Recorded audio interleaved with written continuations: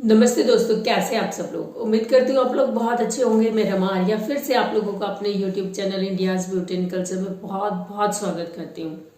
दोस्तों, कल मैं एक फैमिली फंक्शन में अपनी एक कजिन से मिली, जिसने मुझे ये बताया कि वो हर महीने 5,000 रुपये की दवाइयाँ खाती है कब्ज के लिए, और उसको कंटिन्यूअस दवाइयाँ खानी पड़ती है, तभी जाके उसका पेट साफ होता है, वरना वो नॉर्मल कभी भी प्रेशर उसका नहीं आता। मैं बहुत हैरान थी ये सुन के। तो उसने मुझसे कहा कि मेरे लिए कोई वीडियो बना, मुझे कोई उपाय बता। तो ऐसे बहुत सारे मेरे व्यूअर्स होंगे जिनको ये समस्या होगी। इसके लिए आप मोटा मोटा ये गांठ बांध लो कि ये जो आपकी समस्या है ना, इतने भयंकर और सिवियर कब्ज की, ये आपके पेट की समस्या नहीं है। बाउल मूवमेंट की कोई प्रॉब्लम नहीं है, इसमें है लेकिन उसका रोल थोड़ा कम है। आपके दिमाग का रोल बहुत ज्यादा है। आप अपने दिमाग को बहुत ही ज्यादा व्यस्त रखते हो। आपका दिमाग बहुत ज्यादा स्ट्रेस में है। आप बहुत ज्यादा स्ट्रेस लेते हो चीजों की। आपका दिमाग हर वक्त उधेड़ बुन में बिजी रहता है। तो जो एनर्जी पूरी बॉडी में फैलनी चाहिए, मेनली वो हमारे बाउल के आसपास, हमारे गट यानी कि इंटेस्टाइन में भी वर्क करनी चाहिए, कि वो दिमाग में ही घूमती रहती है। मैंने आप लोगों को अपनी बहुत सारी वीडियोस में बताया है कि हमारे बॉडी के अंदर वात बढ़ जाता है जब हम बहुत ज्यादा दिमाग का काम करते हैं। दिमाग का काम करने का मतलब है कि स्ट्रेस लेते हैं, बहुत ज्यादा चिंता करते हैं, तनाव में रहते हैं और सैड रहने लगते हैं। ये सारी चीजें शरीर में वात बढ़ाती है, और वात का गुण है शीतल और खुश्क। तो हमारी आंतों में भी खुश्की आ जाती है, मल चिपक जाता है आंतों से, और इसका नॉर्मली अपने आप बाहर आना बहुत मुश्किल होता है। और इसी के साथ ही साथ एक और जो बड़ी समस्या होती है वो होती है हमारा जो खाना है वो भी बहुत अच्छे से नहीं पचता। अब अगर आपकी एनर्जी हर समय यही घूम रही है बॉडी में, वो कहीं पे फैल ही नहीं रही है, तो ना तो हमारा खाना अच्छे से हजम होगा, और ना हजम हुआ तो जो 7 धातुएं हैं हमारे शरीर में वो भी प्रॉपर तरीके से नहीं बनेगी। सातों की सातों जो धातुएं हैं हमारे शरीर को पुष्ट और निरोगी रखने में बहुत बड़ा काम करती है। हमारी धातुएं ही हैं जिन्होंने हमारे शरीर को धारण किया हुआ है। धातुएं कमजोर हैं तो शरीर भी कमजोर होगा, और भी बहुत तरह की बीमारियां हमारे शरीर में हो जाती है। तो सीधा हम मुद्दे पे आते हैं कि आपको क्या करना है। सबसे पहले तो आपको स्ट्रेस फ्री रहना है। हम लोगों की क्या आदत होती है कि हम लोग हमेशा ही बहुत सारे लोगों से बातें करते हैं, आमने सामने करते हैं, फोन पे करते हैं या सोशल मीडिया के थ्रू करते हैं। फिर हम उनका बहुत सारा चिंतन मनन करते रहते हैं। जब वो चिंतन मनन हमारे दिमाग में चलता है तो वही उधेड़ बुन, या हमारे काम का कोई स्ट्रेस है, या हमारी लाइफ में कोई नॉर्मल या किसी भी किस्म की समस्या है, उस पर हम बहुत ज़्यादा चिंतन कर रहे हैं। तो सबसे पहली बात, आप लोगों से अपनी प्रॉब्लम्स डिस्कस करना बंद कर दीजिए। लोगों की प्रॉब्लम सुनना बंद कर दीजिए। हर किसी की लाइफ में कुछ ना कुछ अपनी तरह की एक बसड़ मची हुई है। मैं दूसरे को कह रहा हूं, और मेरा ये बहुत बड़ा इल्यूजन है कि मैंने सामने वाले को अपना दुख कह दिया, अब मैं रिलीफ फील कर रहा हूं, लेकिन सामने वाला भी तो अपनी बसड़ को हमारे सर पे टांग रहा है। फिर हम उसका चिंतन मनन करते रहते हैं, और ये बहुत, या तो डायरेक्टली हो रहा है, हम लोगों से इंटरेक्ट कर रहे हैं, या कॉल्स पे हो रहा है, या मैसेजेस के थ्रू हो रहा है, या बहुत सारी मैंने लेडीज देखी है वो सीरियल्स देखती हैं और इतनी ज्यादा इमोशनल हो जाती है कि उन्हें लगता है कि सब कुछ बस बड़ा दुखदाई चल रहा है समाज में। मैं अपनी मम्मी की बात बताऊं, क्राइम पेट्रोल और एक और सीरियल आता है इसी तरह का ही जो क्राइम पे होता है, वो देख देख के मेरी मम्मी को लगता है कि सारे जहान में ना बस बहुत खराबी चल रही है, कुछ अच्छा हो ही नहीं रहे। तो इस तरह से हम अपने दिमाग को बहुत ज्यादा चिंतित रखते हैं। कई बार क्या होता है कि हम न्यूज देखते हैं, डिबेट्स चल रही है, फालतू की डिबेट चल रही है, उनकी टीआरपी बढ़ रही है, वो पैसा बना रहे हैं, और हम अपना स्वास्थ्य खराब कर रहे हैं। तो अब आपको समझ आ गया होगा कि दिमाग को स्ट्रेस फ्री रखना है आपको। इसके लिए इन सारी चीजों से दूर हो जाइए। जब आप इन सारी चीजों से दूर हो गए तो पहले पहले तो बड़ी बेचैनी होगी आपको, लेकिन साइकोलॉजी कहती है कि 21 दिन अगर आपने किसी रूटीन को तोड़ दिया और कोई और पैटर्न सेट कर दिया तो आप इजीली फिर वैसे ही रहने लगते हो और आपको वही अच्छा लगता है।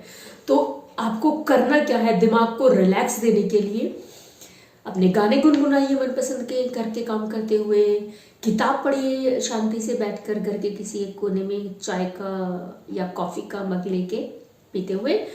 और इसी के साथ ही साथ आप गार्डनिंग कर सकते हैं। जब हम गार्डनिंग करते हैं ना, बहुत सुकून मिलता है। मैंने खुद अपने आप पे ये महसूस किया है कि जब हम पेड़ पौधों की देखभाल करते हैं तो बहुत बहुत रिलैक्स हमें फील होता है।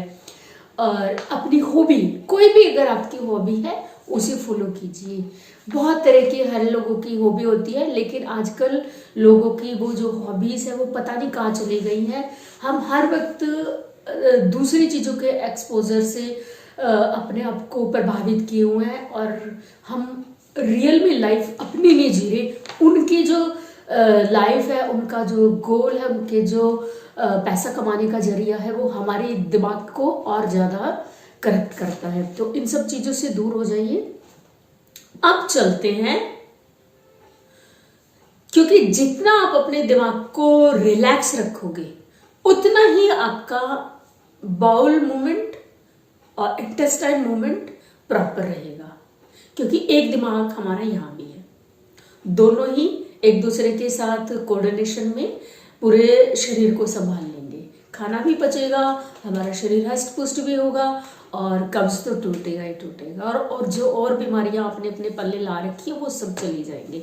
अब बात करते हैं घरेलू नुस्खों की। घरेलू नुस्खों में आपको कैस्टर ऑयल लेना है रात को सोते समय।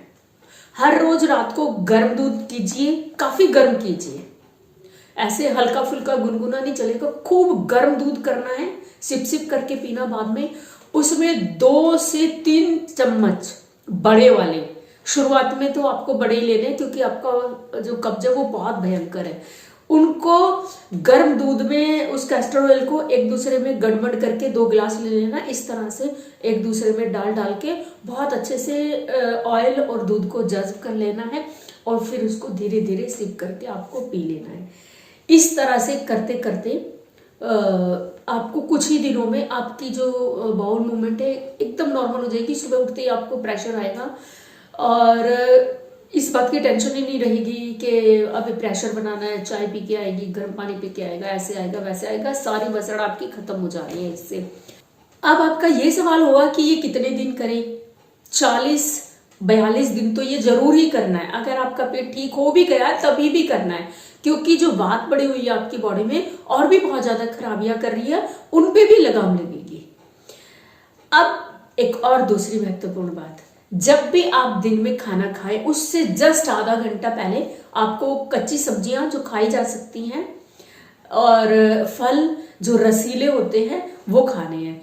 और फल सब्जियां दोनों ही आपको रसीले लेने हैं, जिनमें बहुत सारा जल तत्व होता है। जैसे कि आज मैंने 1 खीरा खाया, 2 गाजर खाई है, 1 कीनू खाया है और साथ में 1 बड़ा टमाटर खाया। खाना खाने से आधा घंटा पहले मैंने ये खाए। आप लोगों को भी इसी तरह करना है और इस वहम में बिल्कुल मत पड़ना। अगर हम ये सारा चीजें खा लेंगे तो हमें फिर भूख नहीं लगेगी, बहुत दब के भूख लगेगी, बहुत कैड़ी भूख लगेगी आप लोगों को। तो आधे घंटे बाद आप खाना खा लेना। उतनी ही आपकी डाइट जितनी आपकी है उतना खा पाओगे, आप बहुत आराम से खा पाओगे, क्योंकि आपने जो ये कच्ची सब्जियां और फल खाए हैं इनमें जल तत्व बहुत ज्यादा है, फाइबर बहुत ज्यादा है। पहले ही जाके खाने से पहले वो हमारी जो इंटेस्टाइन है उसको सॉफ्ट कर देंगे और इसके बाद जब हम खाना खाएंगे उसमें घुल मिल के आसानी से वो हजम होगा। तो ये आपको जरूर करना है। थर्ड और लास्ट, दिन में आप 1 घंटा अपने लिए निकालिए, एकांत में बैठिए, बालकनी हो या छत हो जहां आपने पौधे लगा रखे हैं, या घर का कोई भी शांत और एकांत कोना, वहां बैठ जाइए, आंखें बंद कर लीजिए, टीवी फोन इंसानों से उस समय बिल्कुल दूर हो जाइए। आंखें बंद करके आपको बैठना है और अपान वायु मुद्रा करनी है। अपान वायु मुद्रा करने का इसलिए मैं आपको कह रही हूं कि नाभि के नीचे नीचे जितनी भी हमारी मूवमेंट्स हो रही हैं किसी भी किस्म की, चाहे वो पीरियड्स की है, वीर्य की है, रज की है और पॉटी की है, सुसु की है और जो भी हमारा हलन चलन हो रहा है, पैरों का चलना, सब कुछ वो अपान वायु के क्षेत्र में है। तो अपनी अपान वायु को आपको संतुलित करना है। आपकी अपान वायु संतुलित होगी, आपकी बॉडी प्रॉपर वर्क करना शुरू कर देगी नाभि के नीचे नीचे। आपके पीरियड्स खुल के आएंगे, आपकी कब्जी खत्म होगी, और जो भी आपकी समस्या होगी नाभि के नीचे की, वो सब अपने आप ठीक हो जाएगी। अपान वायु मुद्रा कैसे करनी है? ये जो मिडिल फिंगर है दो, ये बड़ी वाली और रिंग फिंगर, इन दोनों को इस तरह से अंगूठे से प्रेस कीजिए। बाकी दोनों उंगलियों को सीधा करना है, पालती लगा के उनके ऊपर इस तरह से हाथ रख के बैठ जाना है, आंख बंद करके। सांसों पे ध्यान देना है आपको और जस्ट रिलैक्स और चिल होके बैठ जाओ। पहले 1 घंटा बैठना आपको बहुत मुश्किल लगेगा, तो आप आधा घंटा सुबह, आधा घंटा शाम को कर सकते हैं। लेकिन पूरी कोशिश कीजिए जब आप आधा घंटा बैठने लगे तो 1 घंटे की आदत डालिए। 1 घंटा आपको एक टाइम में बैठना है।